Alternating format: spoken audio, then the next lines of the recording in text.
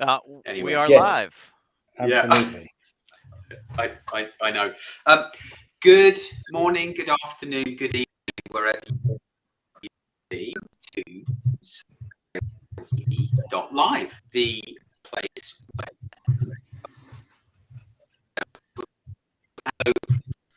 we do have a guest with us today. We're hoping he turns up. So Check the green room. Perfect. So let's do a little round the room of intros. So I'll kick things off. My name's Alex, fondly known as the bearded sales guy. Clockwise this time, Mr. Hughes. My name's Tim Hughes. I'm the CEO and co-founder of DLA Ignite, and I'm famous for the fact that I've wrote the book Social Selling Techniques to Influence Buyers and Change Makers. Andy. I'm Andy Huff. I'm not famous in the same level of Roy Tim is, but I am better looking, and I'm a Cranfield University lecturer and the founder of the Institute of Sales Professionals. And Yeah. I'm really glad that you've not gone into the Jack and Ori kind of session that you did this morning, mate. Hello, listeners. For you, Andy. For you. Yeah. I changed it up. Through the square window. Mr. Gray. Hi, I'm Adam Gray. I'm co-founder of DLA Ignite, and I would just like to challenge what Andy said. He's not more handsome than Tim, but he is taller than Tim. Slightly more overweight than Tim as well, if I'm being honest, but let's not go there. Perhaps a vote from the audience about who's the best looking out of the two. I like that. Audience participation with real impact. Yeah. And Rob. Hi, I'm Rob Durant, founder of Flywheel Results, and I'm not famous for anything yet. And to be fair, that court case came pretty close. Yeah. Brilliant. So, do we have our guest with us? Yes. So, without further ado, shall we bring him on? And here he is. Oh, there we go. Hi, how are you? Hi, man. Welcome. Hey, how are you guys doing? Great to be with you. Very good. Nice to meet you. Are we all going to do the... Oh, what the... My Kindle's in the other room. Oh, Adam. Adam, we rehearsed this. Oh, it's that, Matt. I thought it was another... Right, sorry. Sorry. So, yeah, Matt, we like to have a little bit of fun on this show, as you can probably tell. Welcome. It's great to have you. Yeah, great to be here. Brilliant. Well, I don't think we should assume that everybody in sales knows you, although I do, you know, someone that's been in sales for many years thinks that everyone does, but that's not the case. So why don't you take a few minutes to introduce yourself and give us some background? Yeah, sure. Well, first, thanks guys for having me. This is a fun format, and I could tell from the introductions there's a bit of fun in store for this conversation too. So I'm looking forward to that. So Matt Dixon, I am a co-founder of a company called DCM Insights. We are primarily a research organization, really researching changes in customer buying behavior and what the best commercial teams are doing to adapt to those changes. We then take our research, we put it into books and articles, a variety of formats, and we have a number of training programs that we offer around some of that IP.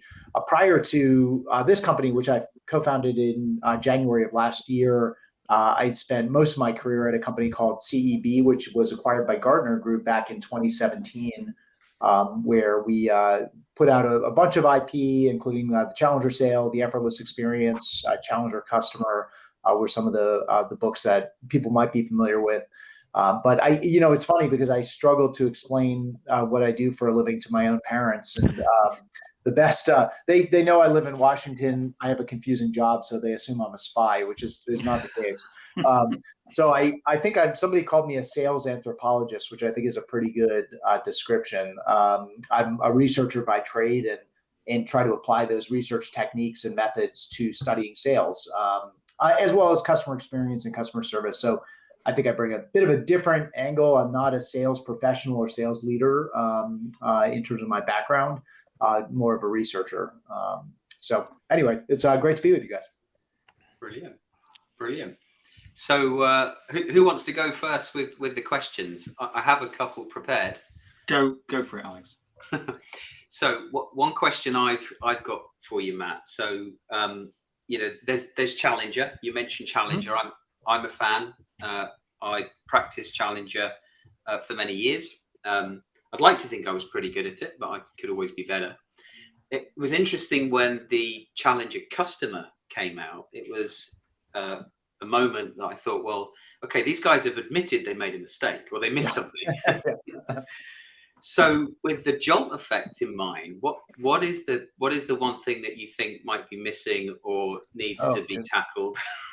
Yeah, that's a really good question. I Brent Adamson, who was my co-author on two of the books on Challenger and Challenger Customer, he was always famous for saying, as researchers, we uncover answers, but in the process, we actually discover more questions that we didn't answer. So, I think you said it quite well, Alex. Challenger was a story of how do we engage customers who are increasingly learning on their own? They're boxing us out. They're making their minds up themselves about what they need, how you as a vendor or supplier could help them on their journey. And then they're forcing you to compete on price against your competitors. And so how do we engage that kind of customer? But one of the things we found, and what our early readers and consumers of that research told us, that this is all well and good, but what we're seeing out in the market, especially when it comes to selling complex B2B solutions, this is not the story of just, you need to have a great first sales meeting, but this is more about navigating a multi-threaded sale, a consensus buying environment where there are lots of stakeholders at the table. And so what do the best salespeople do to deal with that, right? Because there are a lot of great first sales meetings that die in committee once they get to that buying committee. So that was really the genesis of the Challenger Customer. And then, the JOLT effect is, for those listeners who are not familiar, or those viewers who are not familiar, deals with this problem of customer indecision, or in salesperson's terms, the no decision loss, and what drives that, and what the best salespeople do to avoid it. This was something that we had been tracking for a while. And again, it came from sales leaders around the world, many of whom were very familiar with Challenger and Challenger Customer. And they would tell us, we've still got this problem where we're coming in, we're challenging the customer's thinking. We are finding our mobilizer, is the concept we talk about in the Challenger Customer. We're building that consensus. They're telling us they want to work with us. In fact, they're saying, stop selling to us. We're sold. We're good. Let's move forward. And then they're kind of veering off into this wasteland of no decision. They start ghosting us. They start going radio silent. They stop replying to our emails. And the techniques that we're using to try to get them to reengage actually seem to make things worse, not better. So what's going on? And so it felt like our answer set was incomplete. I think if I to your question, there are things that I'm kind of I've always been intellectually curious about. One of which we just completed a large study on. The one area of sales I felt like that the prior work didn't really adequately cover is professional services. So this is a very different sales model, as you guys know very well. It is a model in which one's product is oneself, right? It's your own advice, it's your own advisory capabilities, whether you're a lawyer, you're a sales trainer, you're a consultant, you are an investment banker, an accountant. You're not selling a physical product, you're really selling yourself. And it's from a go-to-market standpoint, it's a very different model, because it's one in which you're both selling and delivering the work, which is quite different. And the added complication is that, nobody went to law school to become a salesperson. They went to law school to practice law, but when they make partner in their firm, they're expected to produce business, not just execute on it. So all of those things make it an interesting kind of niche in the sales world, which is actually quite a big one when you look at the number of people who are in that industry. And so we actually just completed a large-scale global study of top rainmakers, if you will, in the professional services world, which revealed some very interesting answers.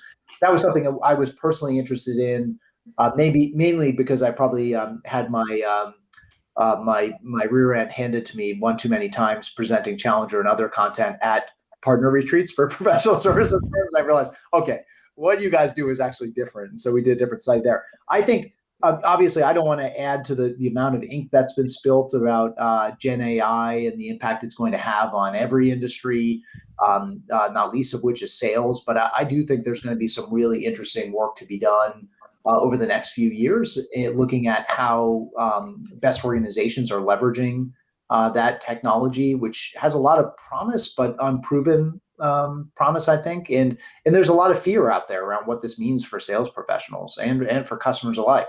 And so I think that's going to be an area of that, I'd like to monitor and stay close to and see how it evolves.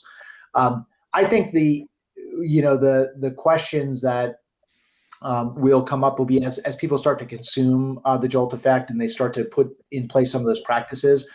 I think that's where some of the new questions will be revealed and some of the shortcomings, and people come back and say, hey, did you ever think about this? Or here's the new problem we're encountering. So we've got our ears sort of dialed in, waiting for that feedback from the market. So, yeah. Well, when I read the book, Matt, I must admit, I always approach reading books quite cynically.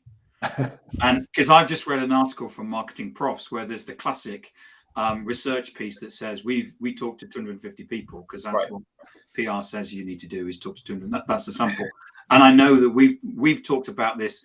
Andy, being an academic and works with academics, knows about sample size. Mm. So on page 5, you talk about a sample size of 2.5 million. Yeah. I didn't listen to all those calls myself. That would so, but yeah, it's interesting, Tim. So we were the beneficiaries. I think. Look, everybody I think looks back on March of 2020 with very mixed emotions, and obviously a very topsy-turvy time in every industry in everybody's life. Right? We all remember this very well. But in sales, it was a very unique moment in time where I would argue sales before March of 2020 was on a slow march to become more virtual. So, we go back 5 years. So 2015, there were a lot of sales interactions happening on virtual platforms, on Zoom and WebEx and Teams, and probably a lot of platforms like Blue Jeans and things that don't exist anymore. Skype for Business, anybody, things like that. And then, fast forward coming up to 2020, more and more companies were doing more of their selling over virtual platforms. But in March of 2020, in the span of about a week, the entire sales world flipped to virtual overnight. So that meant that not just the mundane sales interactions, but the really critical ones as well. Negotiation conversations, critical consensus building meetings, senior level discussions were no longer happening in the client's office because you weren't allowed in the client's office, and your own company was letting you travel anyway. You didn't want to, so it all happened on Zoom. So we decided this was a golden opportunity, because we're huge nerds, that to do a new kind of sales study. I think we say in the beginning of the book, we'd always been, of course, fans of Professor Rackham's groundbreaking work in spin selling. And I just could never find anybody willing to foot the bill for that kind of research project where, Neil and his team traveled around the world, physically sat in on 30,000 plus sales interactions. It was a big team. It was a very expensive undertaking, took a long time. But modern technology allowed us to do something very similar, which is use conversation intelligence. So transcription engines and machine learning based analysis. So we recruited several dozen companies, collected 2.5 million sales calls, and then studied them at scale. We took all that unstructured audio, turned it into unstructured text, and then brought structure to it using a machine learning platform at a company called Tether. We studied 8,300 variables all told. And so it was a big undertaking, again, made possible by the pandemic and advances in modern technology that allowed us to study that kind of data set at scale. You just started me to have a cold sweat. I'm at Canfield, and it's just like I did coding on NVivo. Matt, you probably know NVivo. It's a technical thing that allows you to do qualitative analysis, and it's just like, who's the poor sod that actually had to do the coding for all of that for you? Yeah. I'm probably rocking backwards and forwards, and every time they hear your name, going, "No, don't let him back in the room." I mean, it was it's interesting. It's a little bit like from a research standpoint, we've seen this kind of Moore's law of research productivity, or what's possible. So go back to again, Neil and team's work. I can't remember how big his team was, but I think it was 10 to 12 people. It was about a 10-year undertaking, 30,000 sales conversations with literally psychologists sitting in these meetings with taking notes and evaluating the interactions and scoring them, doing kind of qualitative scoring, as you said. Fast forward to Challenger and Challenger customer, we used more of a survey-based methodology, so much bigger sample. We collected the data in a much shorter period of time, but it was still pretty intensive. I mean, it took us several years to come up with that insight, a team of probably 20 or 30 people who were involved at different points in that project. And in a sample size that was bigger than Rackham's, but not in the millions for sure. And you fast forward to the JOLT Effect. Challenger came out, I think, in 2011. Challenger customers 2015. JOLT Effect is 2022. And just in that period of time, that study was done by myself, my co-author Ted McKenna, and our data scientist at Tether, a guy named Tom Shepard. And it was really the three of us who took that on. So much smaller team, much bigger sample, much shorter period of time. I don't know what comes next, right? I'm excited to see what comes next. Our research was done pre-Gen AI, so I'm curious to see how that changes the game yet again in what's going to be possible. But I've always found sales to be such a fascinating area, and I think you guys can all attest to this. It's an area where there's so much data. And now increasingly so much unstructured data, like our call recordings and recorded sales conversations that we can rely on. There's a known outcome, unlike other areas like marketing and strategy and places where it's a little bit hard to pin down the known outcome or the dependent variable. That's not true in sales. And yet it's still a discipline where there's a lot of conventional wisdom and there's a lot of personal opinion. Those are all personal opinions, quite valuable, but there's, Professor Rackham, I remember him telling me that one of his greatest regrets is that there hadn't been more real, if you will, almost academic research, but large sample size, quantitative, qualitative research done in sales because there's so much data and there's so many unanswered questions. And so, we'll see how things evolve. I think as technology makes it easier to maybe do some of this research at scale, hopefully we'll see kind of a golden era of deeper sales understanding and real large data set based research. Is that technology maybe a dual-edged sword, though? As consumers have more technology, more information, are they more pressured to come up with the perfect decision versus the just good enough purchase or just don't fail? You're hitting on the core of the argument in the book. So it's so interesting, but just to back up, because again, I don't know how many viewers have read the book. I'm sure by the end of this, you're all going to go out and order it. But the JOLT Effect deals with this problem of no decision losses. So just in a nutshell, I think you guys know this. Tim certainly knows this, that if you let me go on, I'll go on for some time. So I'll try to keep this brief because it'll make it more entertaining television or sales television. But one of the things we found, which we're quite surprised by, is that, if you think about a customer who goes from their status quo to agreeing on a new way forward with a vendor as a partner, and then to a purchase decision. So it's a 3-act play: status quo, agreement on a vision, purchase decision. There's this point in sales conversations where things can go a bit awry on the salesperson. And it's often between the point where the customer says they're on board, but before the point where they sign the contract or they execute the DocuSign, they start to dredge up objections and concerns that the salesperson thought had been addressed long ago. And so salespeople, because they've been taught to believe that the only reason this is happening is the customer still is in love with their status quo, or they still don't want to change. They're content with good enough. And so they go back and they try to dial up the FOMO, right? That you're going to miss out on these benefits. You're going to miss out on solving for this terrible status quo. Or maybe they just dangle that 10% discount in front of them. You're going to miss out on this great savings I can offer you now. Or in certain offer a pilot or a proof of concept. That's right. In certain industries, it could be, and especially over the last couple of years, shortages of inventory, things like that. So we can create that urgency driver, right? These are all FOMO-based reasons to get the customer to move forward. And what we found is for customers who stated their intent to move forward, who agrees on the salesperson's vision, and then hesitates, dialing up the FOMO actually makes things worse. It doesn't make things better.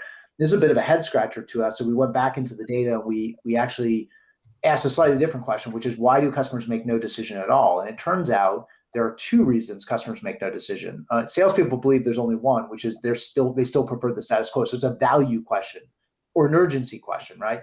But it turns out that is a reason, but it's only 44% of the time that happens. 56% of the time, it's the customer who is if you will, bought in with the need to leave the status quo, but they become indecisive for other reasons, and it's primarily their fear of failure.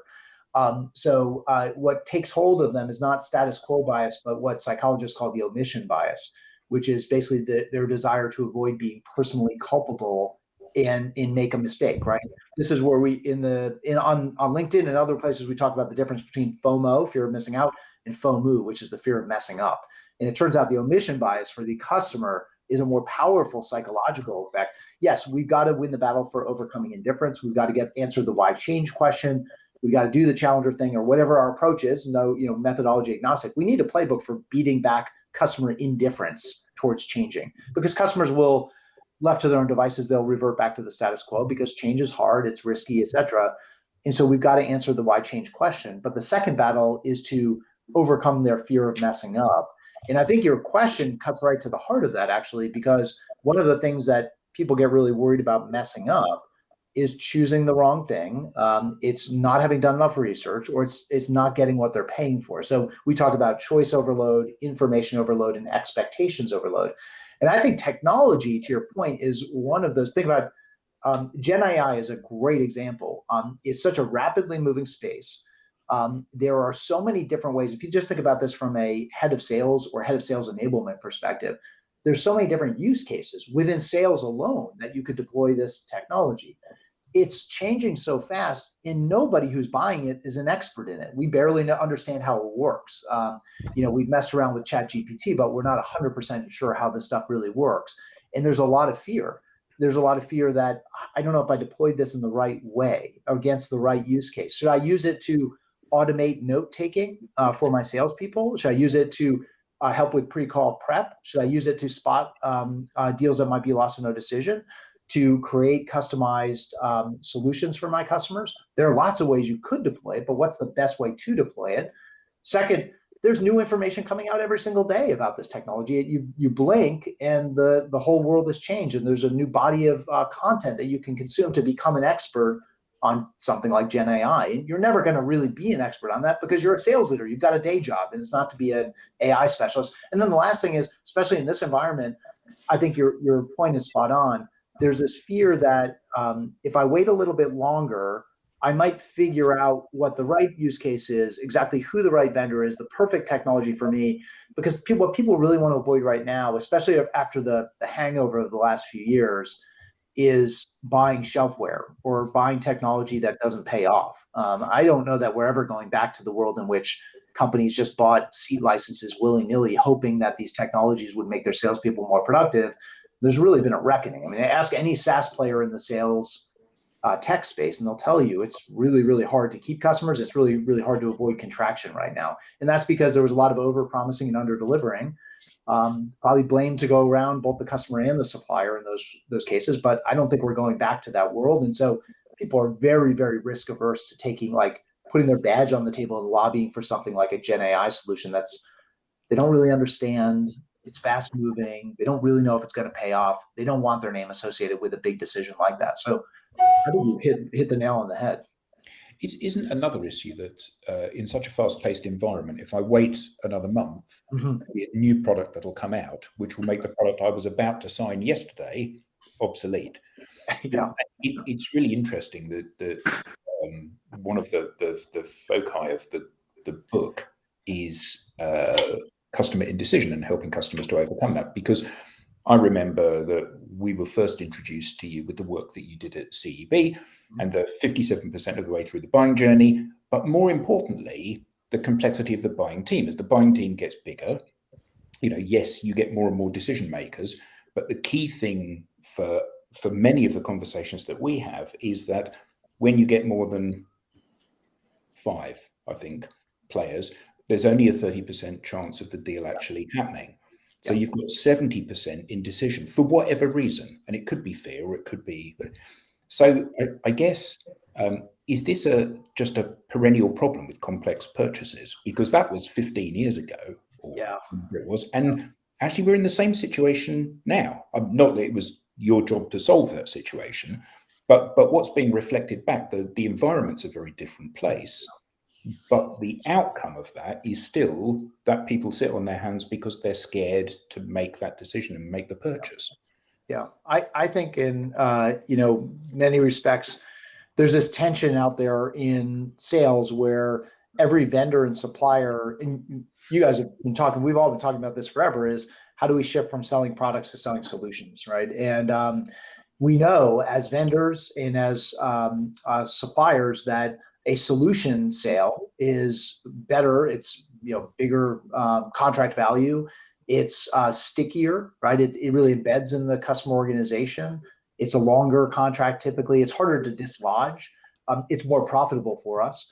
But it has this dark side to it too, which is it's much harder to buy. It's much harder to evaluate. It's much more risky for the customer. And so in some ways, I think that's something that's never going to go away, unless we want to revert back to the world of selling in simple transactional kind of product ways, which might be less risky, but certainly is not the significant contract value we're looking for. It's not as sticky. It's not as long lasting a relationship. So I think there are dark sides to this journey that we're on, but there are answers out there. There are companies that have salespeople have figured out. Look, if you're evaluating a solution, I think the three big challenges, no pun intended, but the three big obstacles, if you will, that the salesperson is going to face is one, when it's a transformational purchase, it's a significant purchase, customers will do more research on their own before they engage you, because this is something that, there's a lot at stake. There's a lot of information to consume. They will do a lot of their own due diligence, and that's fine, except for the fact that it puts you in a place as a salesperson where the customer's made a lot of assumptions. They've cemented their mental model about what they think they need, how they think you fit in, what value you can deliver. And many of the things, as we all know, that customers have assumed or learned on their own are actually wrong. And so it puts a salesperson in a really tough spot to be seen as in a box with your competitors and really basically forced to compete on price. Because at that point, at 57% of the way through the sale, the customer's mind shifts from who's best to really who's cheapest. The second big obstacle is that consensus-based purchase. As risk and disruption goes up, as we go from buying a product to buying a solution, that's a buying committee consideration. That's not an individual buyer consideration. I would actually argue that problem is getting worse in large part because of the pandemic. I think Zoom has become the particle accelerator of buying committee growth, because there's no downside to a customer inviting everybody to sit in on the demo. One of the companies I worked at a few years ago, we did a demo with a bank. There were 130 people on the demo, most of whom we had no idea who they are. But you could count them, and you could add the amount of sales cycle time and lower the probability that we would get any answer whatsoever. And it turns out we didn't even get a yes, or they just went dark on us. They disappeared into the ether. But that's a problem, especially as we move from simple transactional product sales to risky, disruptive solution sales.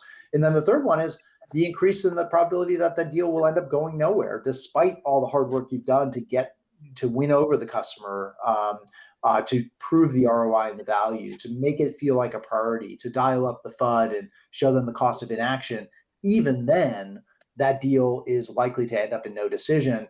And a lot of that has to do with environmental factors right now. The hangover of new seat licenses and over-promising and delivering we've seen over the past few years. The current budgetary environment a lot of companies find themselves in, where there's just a lot of angst about putting your name against a complex solutions purchase that doesn't really pan out.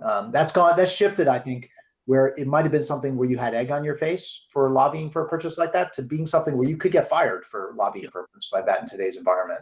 So it's quite risky. So I don't know if I really answered your question, but I think this journey, which I think is good for suppliers, does have some dark side to it that we've got to contend with. But fortunately, again, research helps us figure out the answers and what the best salespeople are doing to deal with some of those obstacles. Yeah, and I guess you talk about the dark side, but part of the dark side is a rod that salespeople have made for their own back, isn't it? For sure. I'm selling a product. My product solves your problem, Matt. Yeah. And it doesn't. Of course, it doesn't. How well you implement my thing is the thing that sorts your problem out. Yeah. So consequently, my solution is better than Tim's and better than Alex's, and it's the same price. Therefore, you should buy mine. And you buy it with this, as you said, that massive expectation. Mm-hmm. What happens is you get massive disappointment. Yeah. And that just makes the playing field more difficult for everybody that has something to sell, doesn't it? Yeah, it makes it more difficult for all the people who come afterward too, right? So I think that's a real big part of the story here, guys, is that salespeople they're in a tough spot in general, because I think every customer out there has been burned in the past by suppliers who've overpromised, underdelivered, who've sold products where the TCO ends up being orders of magnitude higher than what was projected. And so customers have this bad taste in their mouths. I think they're jaded by if you will, the bobblehead routine that most salespeople run in sales calls, where they just say yes to anything the customer asks for. Yes, we can solve for that. Yes, we can integrate with this. Yes, we can, we've worked with companies like yours. And so I think that works against salespeople. And it's tough for the individual salesperson who's talking to a customer for the very first time. They've never met, but already from the moment the salesperson says hello, they are distrusted by the customer because of everything that's happened prior. The customers show up with a lot of baggage, I think. And so we found in the research, I think this is pretty interesting. It takes a lot of competence to do this, but the best salespeople are brutally honest and transparent.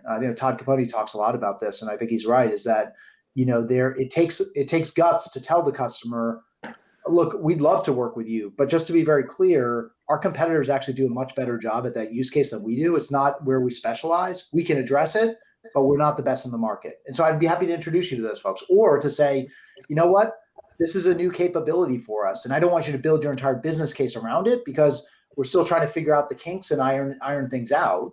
I think that setting expectations, or for instance, you don't need the premium version of our product. The basic version is just fine for your needs. We can always grow into that later. I'd love to sell it to you, but I don't think it's the right answer. Or I know you want this all singing, all dancing $1 million solution, but I actually think we'd all be better off if we start a bit smaller. We'll get to that over time, but let's start here, experience some success together, learn some lessons, and then expand from there. It's easier for you to get approval for that, and it helps us learn how to work together.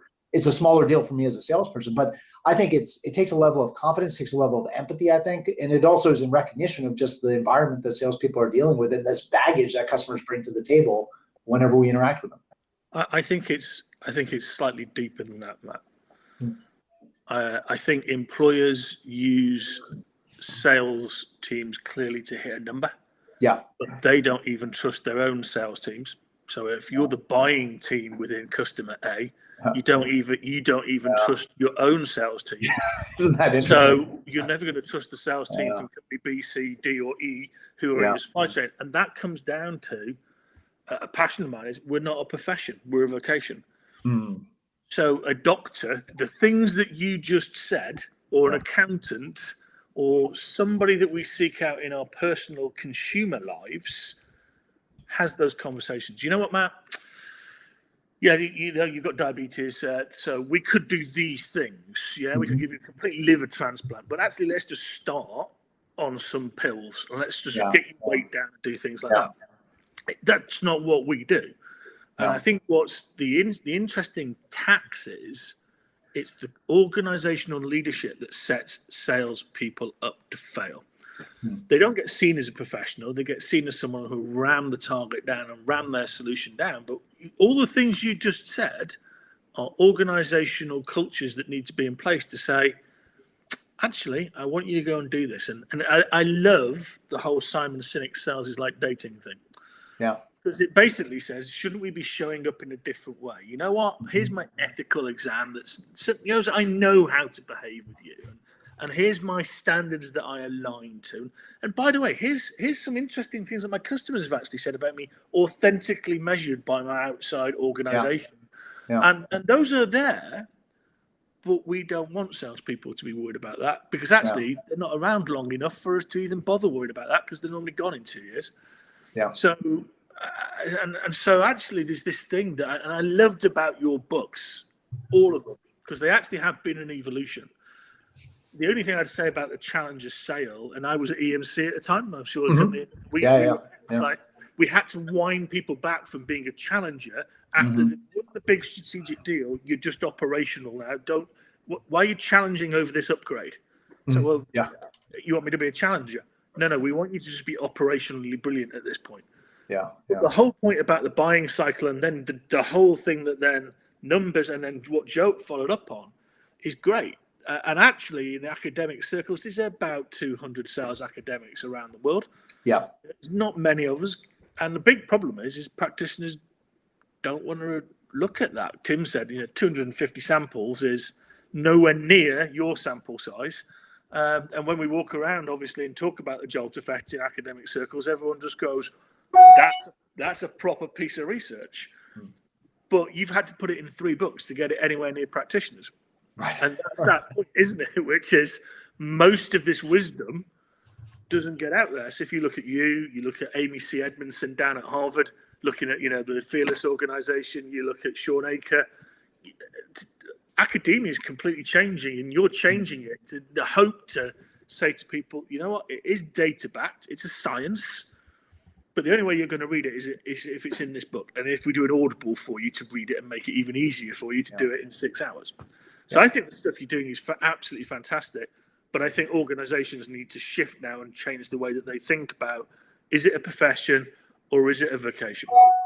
Yeah, it's a really great point. A number of points in there, I think, just on that, the profession, vocation. We did some interviews with some of the folks we identified through the research, and went back to their companies and said, this person really seems to be exhibiting a lot of these JOLT behaviors that we identified in the research. Would you make an introduction?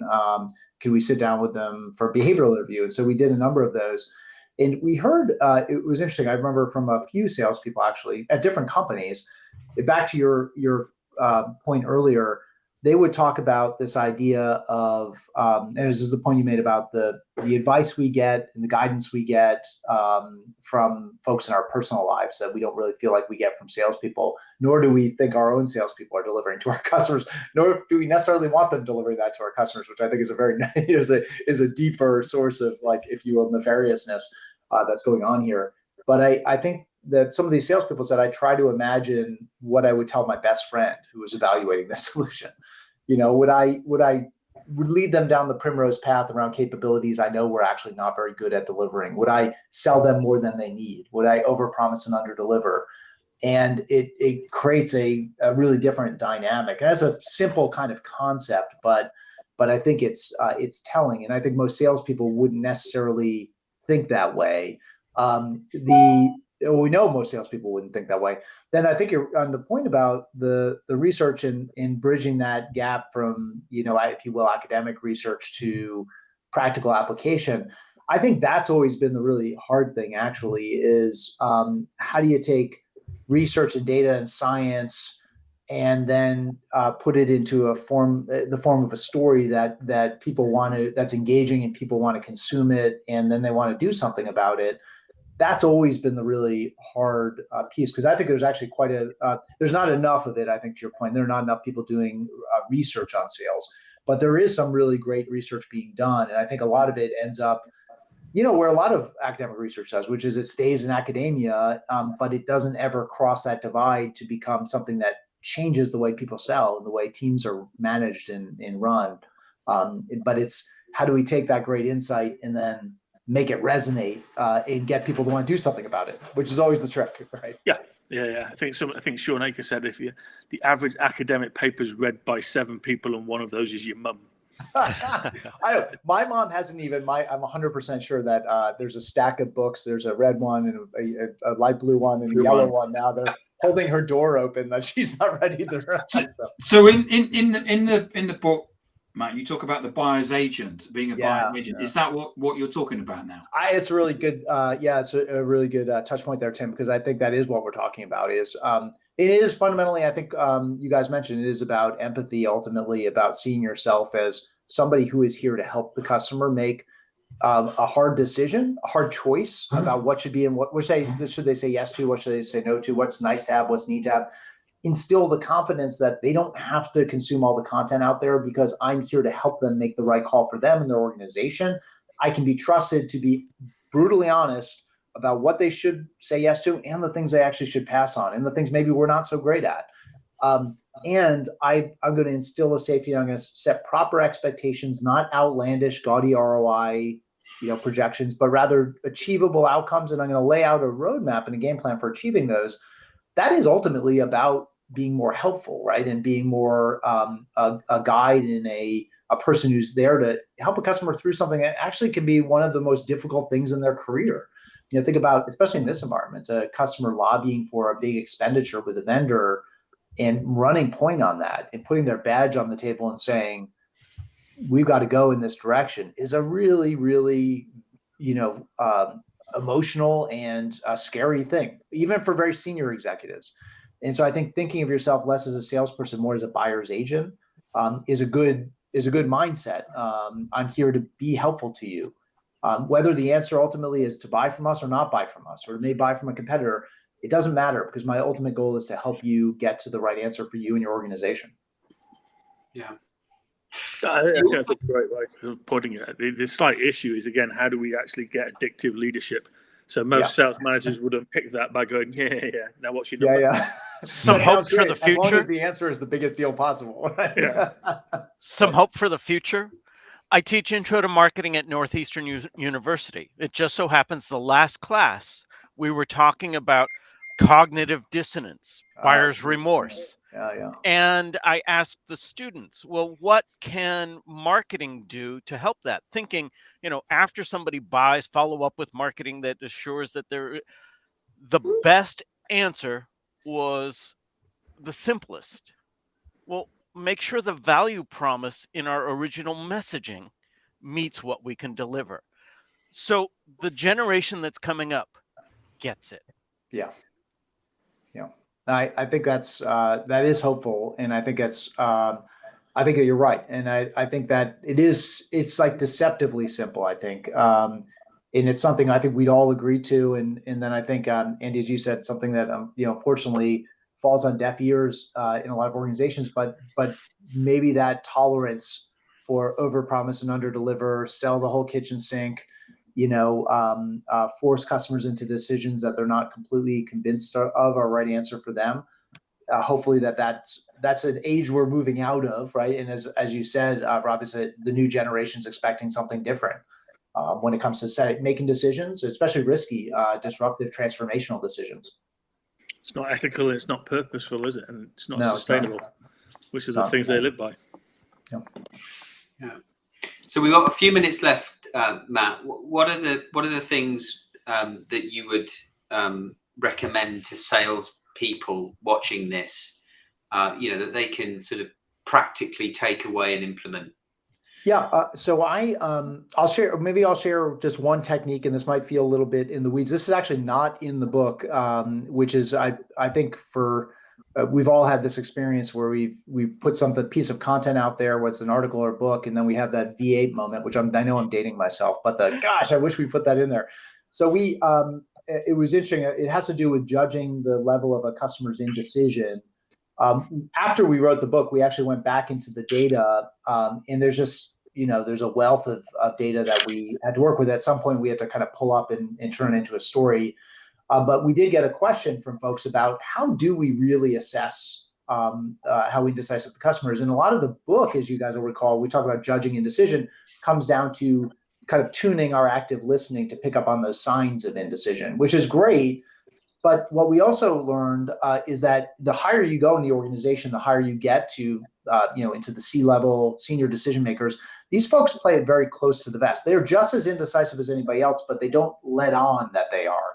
They don't like talking about fear of failure because they get paid to make the tough calls, right? They're the rational actors, but they're just as indecisive as anybody else. So we found a technique in the data which derives from submarine warfare. We call it pings and echoes. What high performers figured out is you don't ask somebody if they're worried about getting fired for buying your solution. It's not a great sales technique. You don't ask them if they consider themselves to be decisive or indecisive. Also not a great approach. What they try to do is articulate the fear they think the customer is struggling with, but in a way that doesn't out the customer or embarrass them, but gets it on the table so that it can be talked about. So, if I were selling maybe Alex a solution to you, And I said, Alex, we've done a few demos. We did a POC. We've had some great conversations. I think we're moving forward here. Everyone's excited. But I had this realization that if I asked you and the team to tell me because you told me budgets are limited, you can't have everything we make, what's nice to have and what's need to have, you guys might actually struggle a bit with that decision. And just to rest assured, every customer we sell to at this point in the sale has a tough time making that call because it's a big decision, right? And budgets are always limited, and you got to make the right call. So help me out here. Do you guys know what you want? Do you know what is nice to have, what's need to have? If you don't, I'd love to be of service to you and guide you toward the answer, because I do have some opinions and some views based on our experience before about what would be best for you.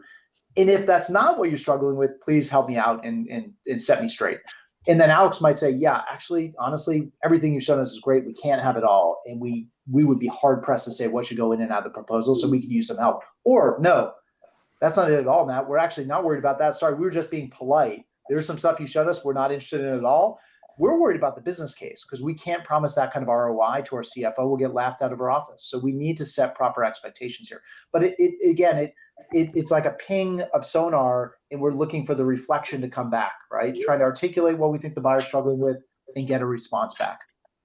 Yeah, brilliant. That's excellent, Matt. Thank you so much for that. Brilliant. Yeah. Matt Dixon, thank you very much for joining us today. Thank you, to Matt. all of our Brilliant. Great to be with you. Take care, guys.